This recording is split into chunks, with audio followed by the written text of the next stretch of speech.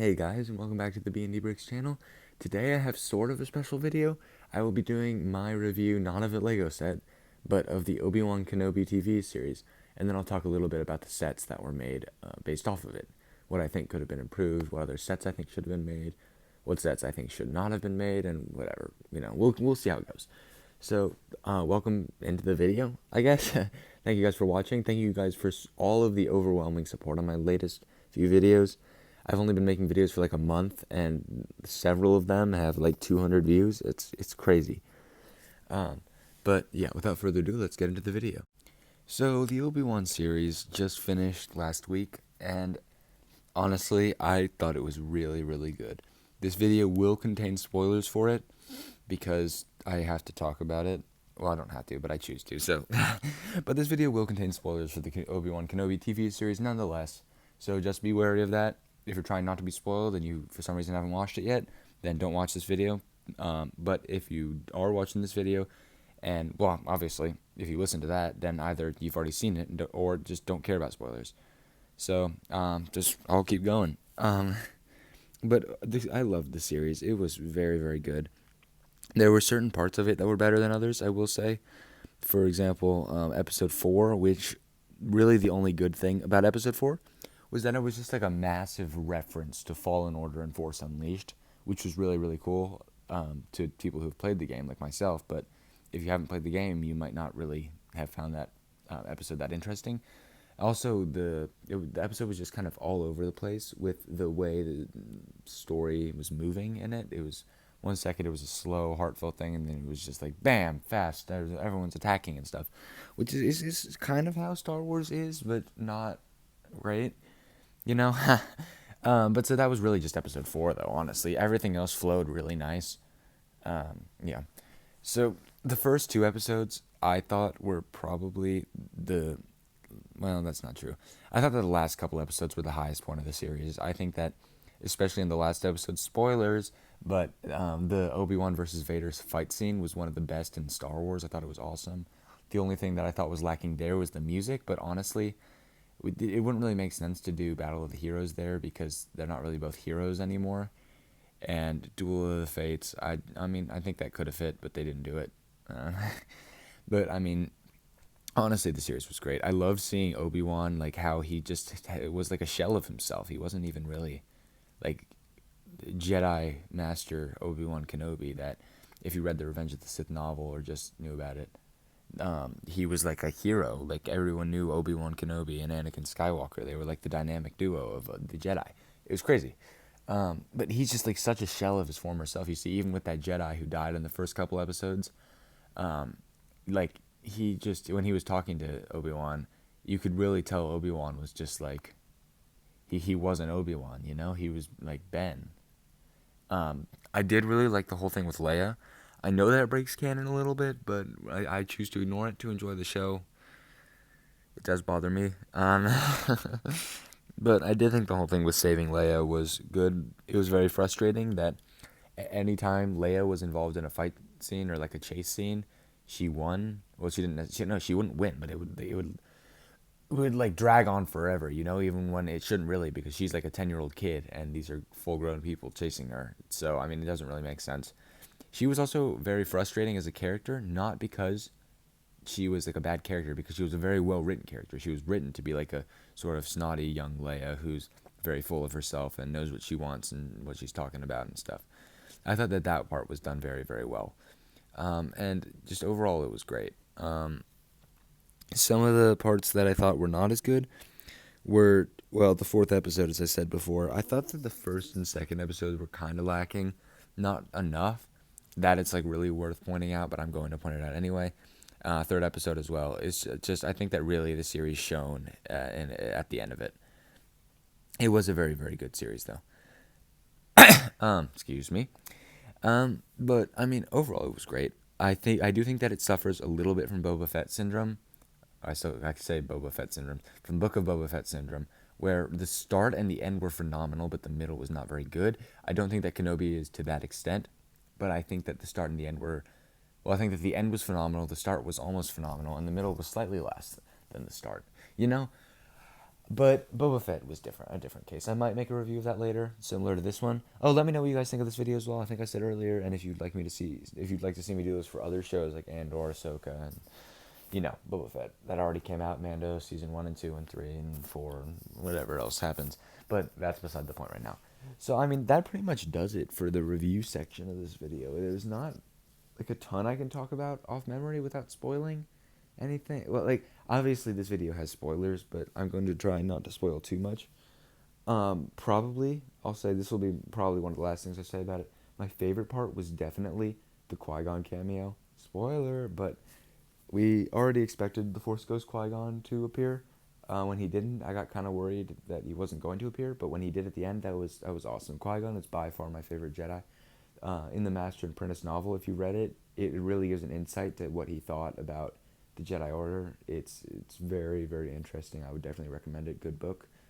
But he is just, ever since I played Lego Star Wars The Complete Saga and watched The Phantom Menace as a little kid, I always just thought he was a great Jedi. I always really liked him.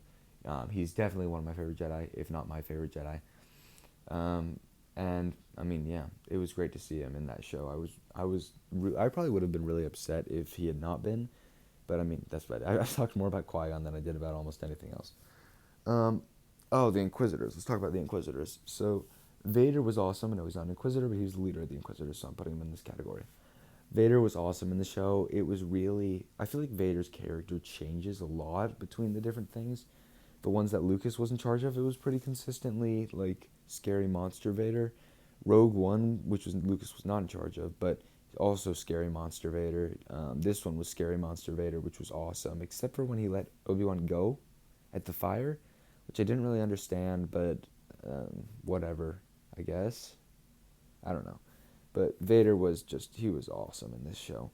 The Grand Inquisitor, great to see him again. I think that the actor who played him, I cannot remember his name for the life of me, but he did a perfect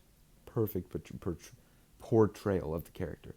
My only complaint with him was the head, but obviously that was not fixed. I don't know why Disney would fix it now, after the show is over.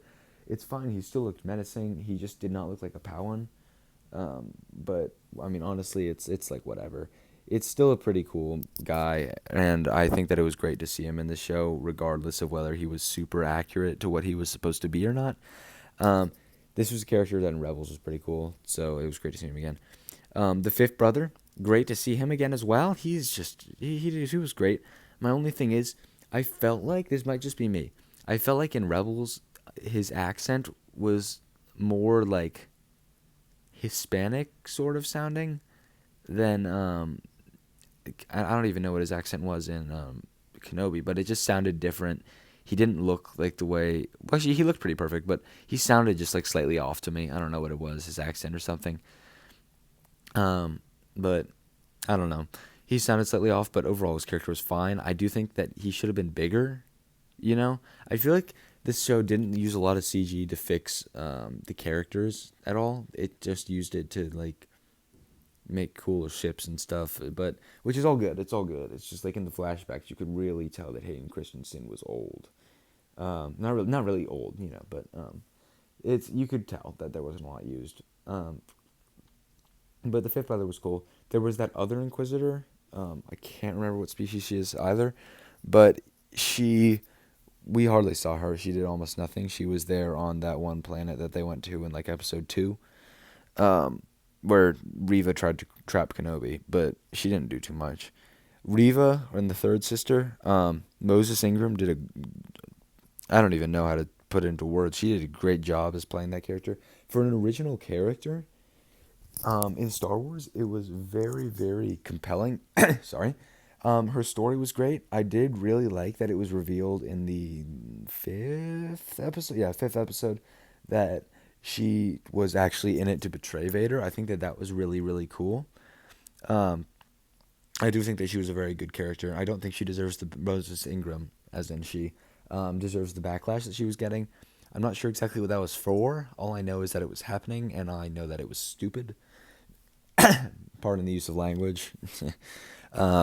But she just, she did great. I don't know what the problem was. But she did great. I do want to know what happens to her after the series. I feel like that's if Kenobi season 2 happens, she'll be a big part of it as well, because we saw at the end that she sort of maybe didn't turn back to the light side, but she wasn't being evil anymore, and she definitely did not die. So I don't know. We'll have to see what happens with her. If she had died, she would have been done. But because she didn't die, she's definitely going to have something. She's going to be used for something, right? There's no way she isn't used for something in the future by Disney. Um, but she did great. Um, Leia was great. She broke the child acting curse of Star Wars. Owen and Beru were awesome. I mean, there's not a ton to say. It's just like really, really good. You kind of need to watch it for yourself. Well, there is a ton to say. I just spent like 10 minutes talking about it, but it is a very, very good show. Definitely recommend it. You should totally watch it if you haven't, or if you're only partly done with it and you stopped on like the third or fourth episode because you didn't like it too much. Watch the last few. They are definitely the best. The last two. It's just awesome. The dialogue was good. It was all of the. It was very cinematic. I noticed there were a lot of like really cinematic shots that you don't really see in Star Wars a lot. But I mean, they worked. I just like I noticed when they happened. Like at the end, when Qui-Gon said, "Come on, we have a ways to go," whatever it is, and he walked into the Beggar's Canyon. Maybe I can't remember. And Obi-Wan rode his Eopie into Beggar's Canyon. That it was very cinematic. You could see like the light on one side and the dark on the other, and he's in the middle, and it's a whole deal. But you can really tell that in the show. I think it's great. But that's gonna do it for my review. I would definitely give this a 9 out of 10. I'm not going to be using my 5-part categories on it, so it's just a straight up 9 out of 10 in my opinion. Again, let me know what you think of this review section of the video, and if you'd like to see me do this for other shows and stuff. And yeah, so on to the actual Lego set, my opinion section thing. So on to the actual like Lego set part of the video. We only got 2 sets for Kenobi. 3 if you count the Obi-Wan Starfighter, but I'm not going to be counting that one because it's not based off the Obi-Wan TV series. It's just based off Obi-Wan. um, but one of the sets I think is awesome. The one you're looking at right now, the Inquisitor's Scythe. It just looks phenomenal. I'm super excited to get the Grand Inquisitor, Reva, and Fifth Brother minifigures, and an Obi-Wan Kenobi, or Ben Kenobi, whatever they're calling him in this one. I think the ship looks great. From all the pictures we've had of it, it looks like there's going to be a great interior, great playability. It looks like it's going to be like an 8 to 9 out of 10 set. We'll have to see when it comes out. I'll do an actual review of it. But it does look like it'll be very good. I'm super excited to get those minifigures because I really want a Grand Inquisitor. And I don't really have a problem with the old one being so valuable. It's just like on the Lego aftermarket, like when you only have one option, yeah, that pushes the value up a lot. But then there are like a lot of people who are just not happy, and I feel like that's not really a great way to do things. And it's just like, why would you like? You're gonna be making more money, yeah, but you're like that because you can make more money. So many more people are not going to be able to have a Grand Inquisitor minifigure, and I think that really stinks, or Fifth Brother, or whatever. But so I'm really glad to be able to get those minifigures in a cheaper set. I think that the set itself is awesome. It's one that even if it didn't come with like any minifigures, I would still probably want it if it were, priced accordingly, because I think that it's an awesome set, and I would really like to get it. I mean, this section obviously isn't going to be super long because there's only 2, and I've just finished one. But on to the second set. So it's the Obi-Wan versus Darth Vader duel on maybe Jabim. I don't remember which planet it was in the show.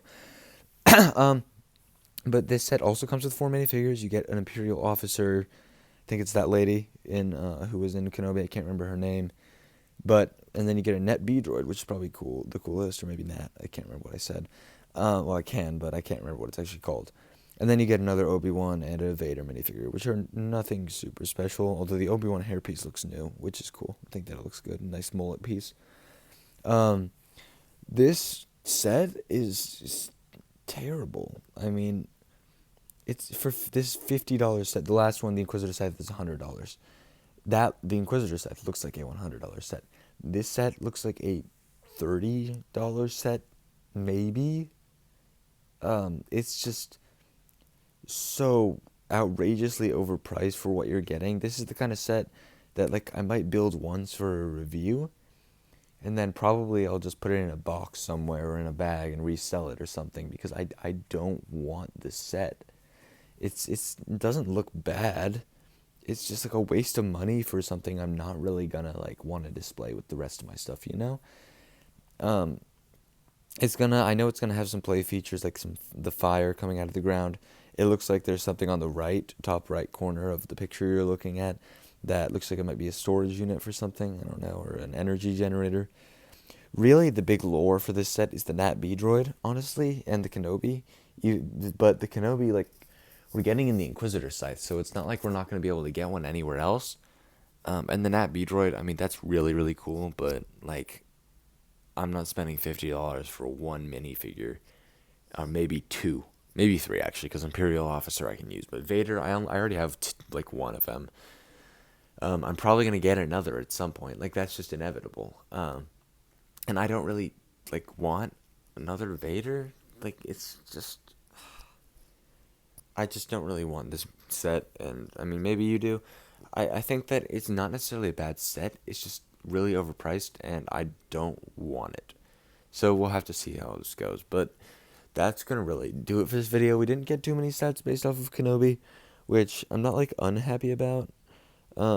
But oh, did I say do it for this video? I meant do it for this section, because now we get into another section where I talk about what sets I would have liked to have seen be made. And starting that off, I would have really liked to see like a not a Darth Vader's castle, but like shoot, what's it called? A Fortress Inquisitorius, not the actual build, not like Darth Vader's castle, but like the interior, maybe that room where the Inquisitors were having their meeting, like a two-section thing, a top and a bottom. The top would be where they're having their meeting, and the bottom would be like that area that Obi-Wan was in with the torture chamber and the crystallized in amber Jedi or whatever. And those could have been like stickered pieces. That would have been fine, and it would have looked cool. Um, like that would have been a set I would have liked to see. That could have come with some minifigures. That would have been cool. Like that other Inquisitor that didn't do too much in the series, but it was pretty cool. Another set I would have liked to probably see would have been, well, so let me say this. There honestly aren't a ton of sets that I could see being made from this series, just because it's kind of like, it's either really dull or really grandiose things that you can't really make into a small set. Um, so, I mean, it's just stuff that's not worth making or stuff that's like too hard to make. Um, or would just like everything would be super expensive. They're not gonna make like a marketplace for that, like the place where the clone trooper was, that planet. Um, but like it's just they could have done a little bit more, right? Like that set with the Fortress Inquisitorius. I actually do have some ideas for a Fortress Inquisitorius set other than what I just said, which I may have in a video at some point. It will not be its own video, but you'll have to wait and see. I've got it on my list of stuff to make. We'll see if I end up doing it sooner or later. But on to probably the second. Yes, the second, but probably the only other set from Kenobi the only other set I'd like to see made based off of Kenobi, which would be it's just there's not much that I would like to see made, honestly. I mean, maybe I would have liked to see like a Haja Estri, maybe that ship that Vader pulled down. I mean, or like a hangar for it. Um, there's just not a ton that I would have liked to see that like they could have put in there, honestly. But yeah, I mean, that's about it for the video. That's about it for Kenobi. Well, that is it for Kenobi. So, I mean, we can hope that there'll be more sets in the future. I highly doubt it, but I mean, I can always hope. So thank you guys so much for watching. I'm sorry I could not get a review out today. I'm also sorry about the spotty upload schedule for the past week or so. Um, it will probably continue for the next week because of some just issues that I can't really deal with right now, but we'll have to see. I'm working on it, so I will try to do that. I'm probably going to go through and retake pictures for all of the thumbnails using that sort of cinematic style that I did for the last couple videos that I put out, except for the pod racer. And I have some other ideas for thumbnails that I might want to do, so we'll have to wait and see about that. But let me know what you guys thought of this video. Let me know if you'd like to see more like it for Book of Boba Fett or Ahsoka or whatever else is coming out. And yeah, thank you guys for watching.